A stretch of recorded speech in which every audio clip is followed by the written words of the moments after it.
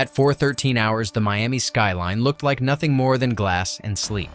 Tower balconies glowed faintly blue from infinity pools, and the offshore breeze pushed humid air against the windows of people who believed their view was safety.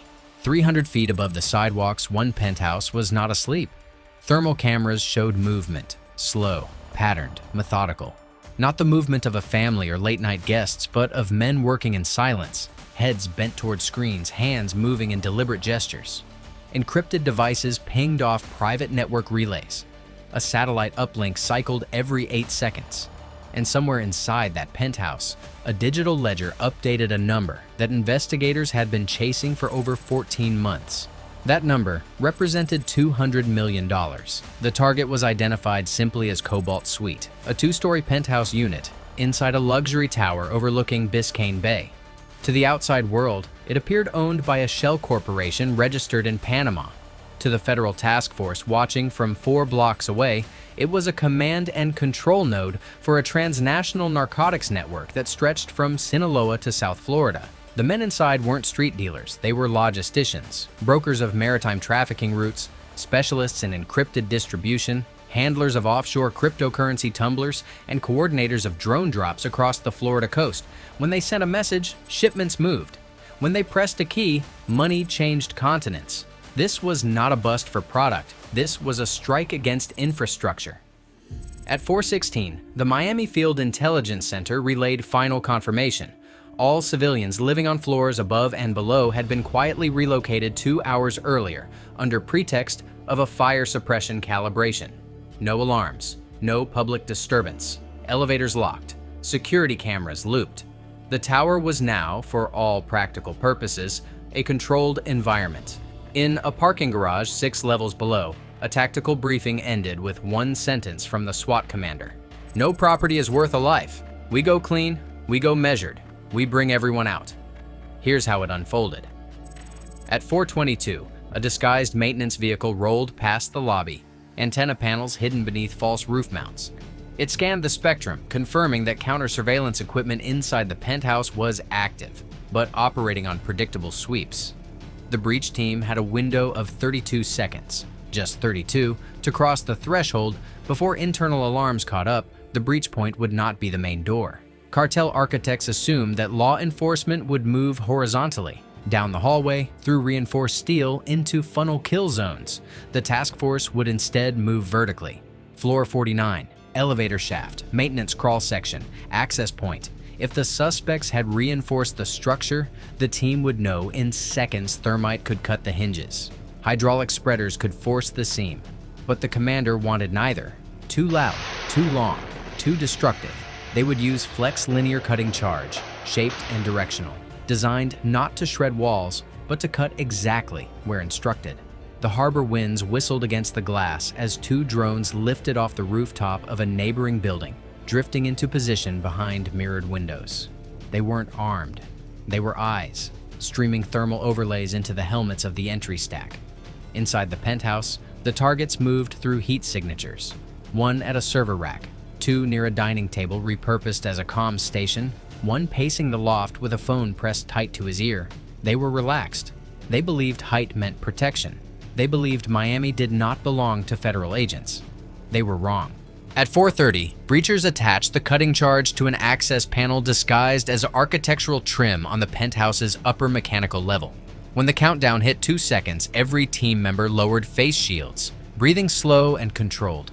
A flash, silent, white, surgical. The panel eased forward, caught by gloved hands before it could fall and alert the men below. The shaft air smelled of ionized metal and freon. One by one, operators slipped inside, boots finding narrow steel beams, descent lines locked to harness rings. 15 seconds. 12. 9. The last man signaled ready. On the west balcony, a second unit prepared a synchronized breach. They moved under cover of a patio awning, shadows broken by the flicker of pool reflections from a neighboring tower. An operator attached a broadband jammer to the outer glass, pulsing frequencies that would block outgoing calls before the first suspect knew the operation had begun. On the interior feed, one of the men stood and stretched. He walked toward the balcony with a cup of coffee in hand. If he stepped out, he would see them. The commander's voice came through the channel. "Hold, hold, let him return inside." The man paused, looked at his reflection in the glass, then turned back toward the others. The breach continued. At 4:31, 2 explosive frames deployed, one above, one lateral. The upper team dropped into the loft. The balcony team breached through laminated hurricane glass that shattered like quiet snow. Inside the penthouse, shock replaced routine. Operators did not fire. They did not shout excessively. Each movement was a command already rehearsed. Hands visible, knees lowered, palms flat, comms devices swept off tables. One suspect reached for a phone. A non-lethal round struck the floor near his hand. Not a mistake, a message. He obeyed. Within 20 seconds, every target was restrained, searched, and identified. The room that had served as a cartel war room was now evidence. LED screens showed maritime tracker grids, with shipping routes marked in crimson arcs. A digital ledger displayed transaction amounts with 8-decimal precision, paired with cryptocurrency wallets linked to foreign exchanges. A wall-mounted whiteboard listed surface vessel IDs, changed weekly to stay ahead of Coast Guard interdictions. A secondary chamber revealed something more valuable than drugs. The network's central hard drive array, mirrored across 3 continents, but synced locally through a quantum-resistant encryption protocol. If SWAT had not seized it, the organization would have rebuilt within months. Instead, a forensic technician slid the drive cage into a shielded case, documenting chain of custody with the care of someone handling radiation. This was a structural kill, the kind that ends operations, not just shipments. As dawn touched the surface of Biscayne Bay, the suspects were escorted past palm trees and reflective water features, the same architecture designed to convince residents that nothing dangerous could touch them. But danger had lived above them, and professionalism had removed it. The tower never evacuated. No civilian was harmed.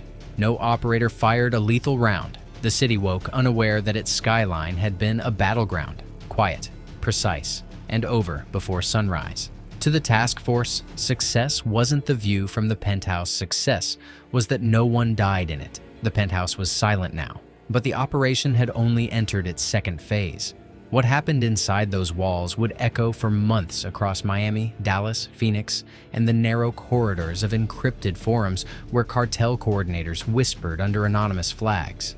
At 5:09 hours, a digital evidence transport vehicle left the tower garage, escorted by 2 unmarked SUVs. Inside a shock-resistant case sat the Cobalt array, 12 solid-state drives containing routing algorithms, offshore account keys, supply chain forecasts, and the operation's true heart, a list of US-based distribution nodes, addresses, code names, and payment channels. No drugs, no cash. Something more dangerous.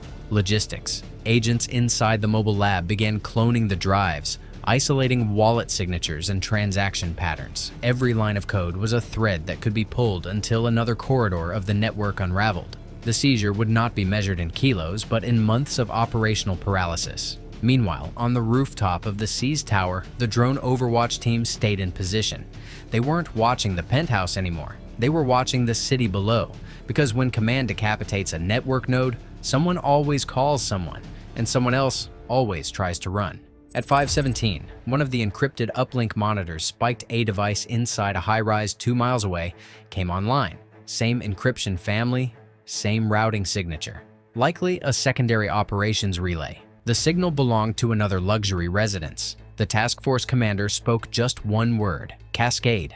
Cascade protocols activate when a raid triggers follow-on enforcement warrants that had been pre-approved in sealed packets were suddenly in motion. Teams already staged across the metro area began to mobilize. Miami was not facing one penthouse. It was facing a network of strongholds, each disguised as wealth, each pretending to be a simple success story of international business. By 5:41, simultaneous actions unfolded. A waterfront villa in Coral Gables surrounded by armored SUVs. A crypto mining warehouse north of Wynwood, breached by DHS cyber agents. A private hangar at Opelika Executive Airport taken by US Marshals. And one more location, unknown to the public and seldom mentioned even in restricted briefings. A medical research facility whose basement contained a pharmaceutical lab, not for healing, but for synthesis. This was the production brain, and removing it would cripple manufacturing for half the eastern seaboard. The Cobalt Suite had not been a standalone command center. It had been a central nervous system. Back inside the digital evidence vehicle, analysts finally decrypted one of the core ledgers.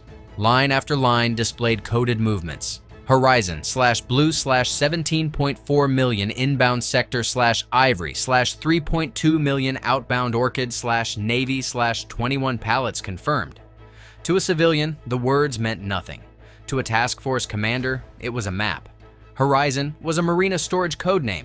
Ivory referred to a shell corporation that owned refrigerated trucks. 21 pallets meant the quantity of synthetic product already staged for distribution. The numbers weren't shipments, they were timers. If those pallets moved before interdiction, distribution cells in 6 states would activate and the network would survive. Every second mattered now. At 6:12, a message arrived from the El Paso Intelligence Center, where overnight monitoring had flagged a cartel-linked aircraft departing Culiacan for Tampa, scheduled for ground transfer into Miami distribution contractors. That aircraft was not a smuggling craft. It was a courier, bringing a network overseer to restabilize operations. The cartel had sensed the Penthouse silence. They were already moving to restore control. The decision was swift. A joint communication was sent to U.S. Southern Command and air interdiction assets. A Customs and Border Protection interceptor aircraft lifted from Jacksonville, tailing the incoming courier jet from international airspace into the Gulf approach corridor. The aircraft did not violate sovereign boundaries. It simply waited, recording, tracking, validating. If ground teams moved fast enough, the courier would land into a dead command network with no one left to receive him. If not, Miami would turn into something else entirely. By sunrise, a convoy of armored transport vehicles pulled into a secure federal facility. Evidence teams moved like surgeons, slow hands, fast minds, precision above spectacle. The hard drives were carried inside a vault. The suspects were processed under quiet legal observation. A task force attorney began preparing the indictments, building cases that could survive not only courtroom scrutiny, but geopolitical pressure. The goal wasn't simply arrest. The goal was disruption without reconstitution. News would eventually break. SWAT seizes $200 million cartel command center in Miami. But the public would never know the full shape of what they had been living beside. They would not know that 8 encrypted servers had controlled street-level markets in 4 states. They would not know that 3 corrupt financial brokers were being questioned in parallel. They would not know that a shipping conglomerate had been laundering profits through refrigerated exports. They would only know that something dangerous had been removed without a single fatal shot fired. That was enough. At 10:44 hours, the final confirmation came through. All Miami secondary raid sites secured. Crypto laundering hub dismantled. Offshore accounts seized under emergency asset freeze. Courier aircraft diverted and grounded for federal inspection. The network had not simply been disrupted. It had been cut from the world, fiber by fiber. A $200 million command center had turned from threat to evidence. As the day ended, the commander wrote one sentence in a secured report. This was not a raid on a penthouse. This was a raid on the illusion that wealth means safety. Above the streets of Miami, the skyline glittered again. Clean, quiet, unaware. But somewhere behind mirrored glass, another encrypted device came online, another pulse in the network. Another operation waiting to begin, and the task force would be watching. Always.